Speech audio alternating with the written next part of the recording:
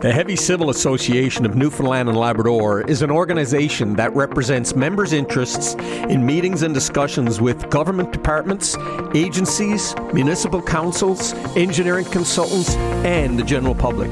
They are your voice in the road construction, water and sewer, and heavy construction industries. With their partnerships, they connect people, goods, and services through reliable, innovative infrastructure to boost prosperity and well-being in Newfoundland and Labrador. It's a great place to work, right? You're surrounded by dedicated people who love what they do, and we're serving the province of Newfoundland and Labrador. You gotta love it. We're bringing brands to the province that we're proud of, we'd use personally, so it really makes us really happy to be able to share that throughout the province. I think what's unique is our connection to the province, to the people we serve, and where we live. At the end of the day, all the equipment we sell is meant to keep the province moving.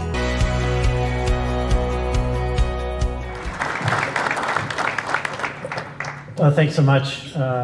It's truly an honor and a privilege to be here with you all, and as I understand, this crowd continues to grow, and good, because we're going to need significant growth in this room and beyond this room, and to everybody you touch as we continue on an aggressive infrastructure agenda, one that is building a modern Newfoundland and Labrador.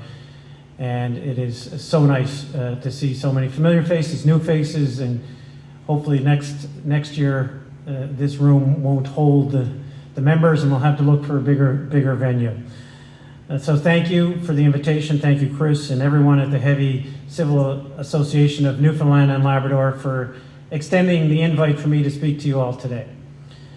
I can't stress enough the importance of the work that you all do and your teams do every single day across the province, and the ripple effect that it in fact has throughout the communities from Labrador all the way down to Torbay.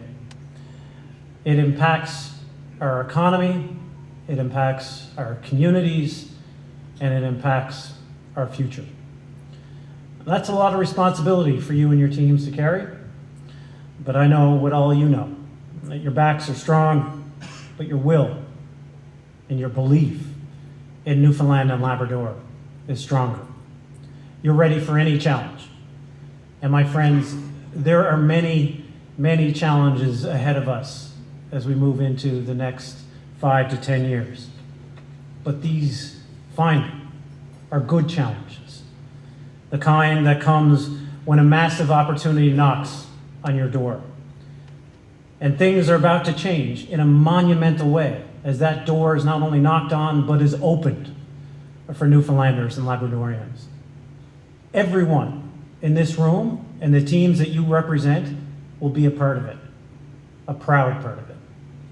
But before we talk about the future, let's start with where we are together at this moment, today.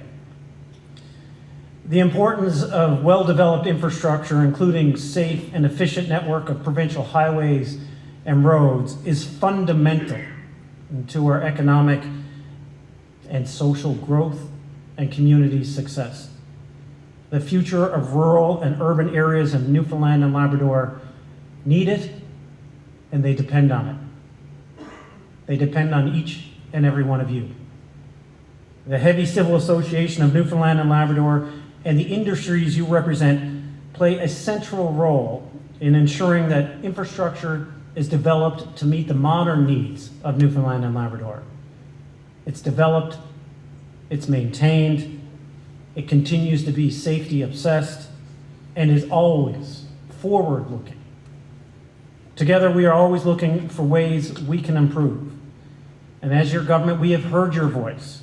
We have listened. We value your industry's input, as highlighted by just one example, the introduction of early tenders, which makes it possible for the use of our province's short road construction season to be fully utilized, and ensures that contractors are able to get the crews out sooner and the roads paved quicker. Let's keep building on that dynamic. Let's keep exploring those opportunities from inputs gathered by today's meetings. Because when we strengthen your industry we not only strengthen the people you support, we strengthen our infrastructure, and that in turn benefits every Newfoundlander and Labradorian. Our government will continue to build up and build with you the relationship that is important for the minister and I to continue to meet your needs. In 2023, we announced a nearly $1.4 billion investment in improved highway and road transportation infrastructure projects over the next 5 seasons. This, my friends, represents the largest provincial investment in highway and road infrastructure over a fiscal 5-year period in the province's history. Last year alone, we invested approximately $288 million for highway and road construction projects. And there are more major projects coming up. You've heard of some of them. The new overpass on the Outer Ring Road between Topsail Road and Thorburn Road will facilitate access to the new acute care campus-style hospital on Kenmount Road itself. And a new access road to Paradise will help alleviate the traffic issues in that town and the region.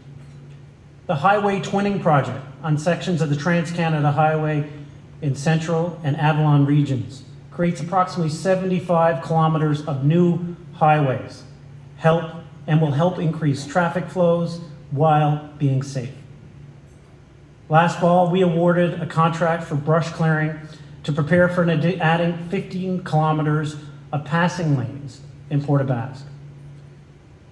So we will soon have continuous passing lanes there for the first time, 30 kilometers in total after leaving the ferry. And we will finally finish the Team Gouju Highway, completing a new critical link between Mount Pearl and St. John's and the whole southern shore. Water and sewer and roads, development and rehabilitation in our communities of those assets are incredibly important for the future and an important focus for you all in this room and your membership. These projects have resulted in safer drinking water and safer municipal roadways for residents across our province. They were completed, and thanks to construction expertise and commitment represented by each and every one of you. So, my friends, that's where we are. But what excites me, and I'm sure excites a lot of you, is where we are going next. The massive opportunity I spoke about earlier is, of course, our newly signed MOU with Quebec regarding Churchill Falls. For decades, for my whole life, each new government had tried and failed to reopen or renegotiate the 1969 Churchill Falls Agreement. I don't have to tell any patriot of Newfoundland and Labrador what a thorn in our side this old, antiquated, lopsided agreement has been. It was an absolute pleasure to put my hands on it. It honestly felt like the entirety of the province, past and present, had our hands on it. And together, we tore that agreement into pieces. And with it, we tore up 50 years of not having an equal say, of not getting our fair share. We entered into these talks with Quebec holding strong cards, and they knew it. All they had was time, and not enough of it.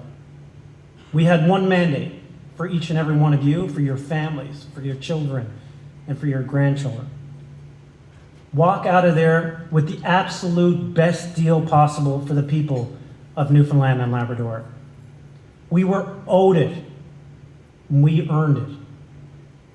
And now with this new MOU signed, we are about to realize a new level of energy in our province. This doesn't change one sector. It doesn't change one industry or one location.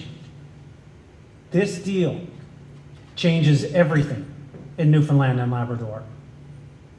And this deal won't be waiting for another 17 years to start. It's happening now. And all of us in this room have to be ready for what's coming next. Because what's coming next is not $1 million. It's not tens of millions of dollars, but it is $1 billion a year for the Newfoundland and Labrador Treasury alone starting in 2025. That's money we never would have even seen without our MOU, replacing that old deal 17 years early. And this time, it is different. We have learned from the mistakes of the past. We have an escalator, so our province will earn even more as prices rise in the future. I've heard some critics say that it's a fixed price. It is not. I've heard some critics say that it should be related to the price to replace. It is. All of these things, in addition to a fairness clause, means that this is a modern and good agreement. This deal means an incredible $225 billion to the provincial treasury over its lifetime. We're talking about four new mega projects with the resulting indirect and induced employment benefits. Well, that is absolutely true. But his calculation involves indirect and induced benefits in Quebec. The $225 billion that we're talking about is direct to the provincial economy, to the provincial treasury. On top of that, the induced and indirect benefits and the $33 billion in capital investments in the projects, we're up to close to, if not above, $300 billion in benefits to the people of Newfoundland and Labrador. We all know what this money will mean to our province this generation and for generations to come. It means change for you, for the people you represent. Change for the people of our province starts today. Power in Labrador will grow to 4 times the capacity it has now, with no risk and no investment from us. It will bring tens of thousands of jobs to Newfoundlanders and Labradorians. The construction projects alone are worth a combined capital investment of what I just said, of $33 billion. The original Hibernia CapEx was only around $10 billion. The potential for new developments in Labrador will finally become a reality. New mines, new support chains, new construction, new jobs, new community supports. It will dramatically redefine and reinforce infrastructure across our province. It will mean, outside of the Infrastructure and Construction Association, it will mean more schools, the modern hospitals that we deserve, more police officers, more paving, more twinning of highways, and reaching more and more heights and places. This is going to be a transformative time in infrastructure in Newfoundland and Labrador. So my question to you, to your teams, is are you ready? Are you ready to meet the demand? And I know the answer is yes. Now, we could have waited 17 years and saw nothing, but we will get this all today. And the challenge to you is to start preparing now to meet that overwhelming demand. $225 billion. It's a lot of asphalt. It's a lot more water and sewer. It means hiring more people. It means educating more people. It means supporting our trade skills and growing it here in Newfoundland and Labrador. It means telling our young people that there is a job in trade skills for them here in Newfoundland and Labrador. And your sector will see a boom like never before. We are counting on you to join us, to lay the foundation of a redefined and reinvigorated Newfoundland and Labrador, one that we can all be proud of. Because we have waited 50 years for this moment, while Quebec received most of the revenues and all of the benefits from Churchill Falls. But my friends, no more. No more free power. This is our time to shine. This new deal will power up your equipment, pump up your crews, and literally pave a way to a brighter future for Newfoundlanders and Labradorians. A brighter tomorrow. If you listened to those long-standing critics of Newfoundland and Labrador on the mainland, you would think that such a tomorrow could never exist. That there are no good news stories coming from the east of Canada. That mismanaged mega projects like Muskrat Falls drowned us in debt. Too far gone, they said when I took over, to ever come back. Obviously, they don't know you. They don't know the spirit of the fighting Newfoundlander and Labradorian. In the years since, we have done our best to recreate the economy of Newfoundland and Labrador and meet those challenges head on. We found a way forward. We did what we do best. We found a way forward to fight on. We are taking bold new steps in the energy sector outside of our hydroelectric assets and harnessing the relentless East Coast wind. We are mining the critical minerals required worldwide in today's EV markets. We've even reversed the outmigration trend that has characterized us for decades. For the first time since 1971, our K-12 population in our schools is growing. Now, just after I became Premier, our government made childcare more affordable, as we understand the pressure on families. From an average at the time of $40 a day, we took it down immediately to $10 a day, and now down to $10 a day. We keep adding more spaces, with now more than 11,000 children in $10 a day childcare spots across the province, saving families, saving your families, the families of your crew members, thousands of dollars a year. In healthcare, our aggressive recruitment and retention efforts are actually working.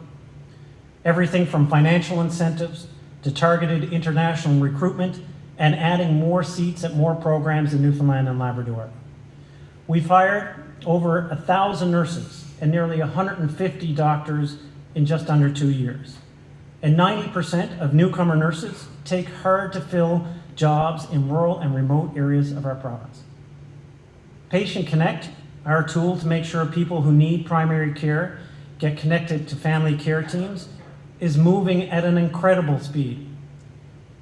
At the end of the month, more than 100,000 people had signed up at some point. Right now, more than 70,000 of those are now connected to family care teams across the province. And we're still going, because if there's one on that list, that's one too many.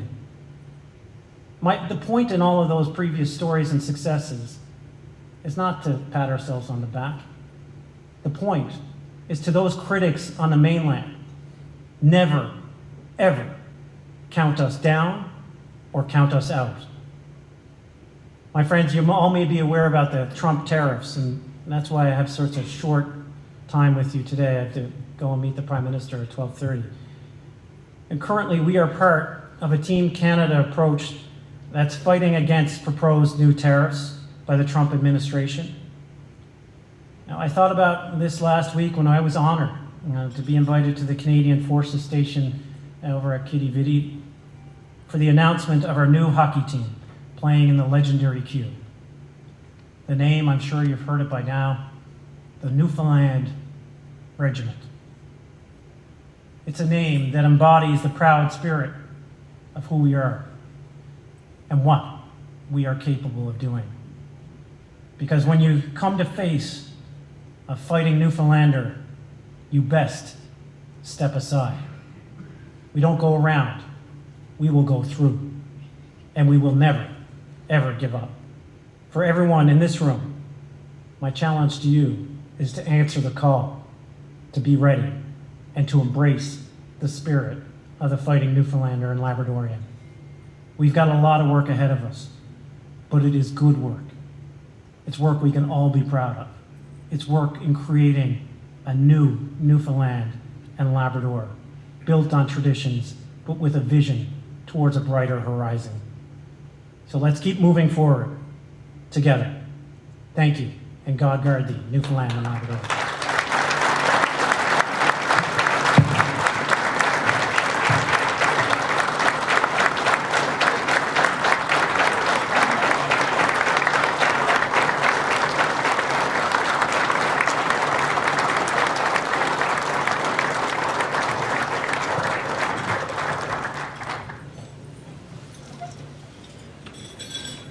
Everybody getting hungry? Hi, I'm Chris Mulcahy. I'm the Executive Director of the Association, and I just wanted to take a second to thank the Premier for coming and just reiterate, we would have loved to have him for lunch, but he has a First Minister's meeting on Trump's tariffs, which is critically important to everyone in this room, and so he'll be just leaving right before lunch. But I did want to reiterate before we have food served that the future of the province does rest in this room. The people that are in this room are going to be critical in developing the infrastructure for the new schools, the new hospitals, for the things that people are going to need, the goods that are going to need to be transported. And I just wanted to say it's overwhelming to see such a great turnout here, and to thank each and all of you for making the trips from all over the province, outside of the province, and hopefully I get to meet everybody. Not everyone's a familiar face right now, but hopefully over the next coming days I'll get to meet everybody, and if I don't, please stick your foot out, trip me up. It's okay, just as long as I get to stop and say hello, it'll be greatly appreciated. Enjoy your meal.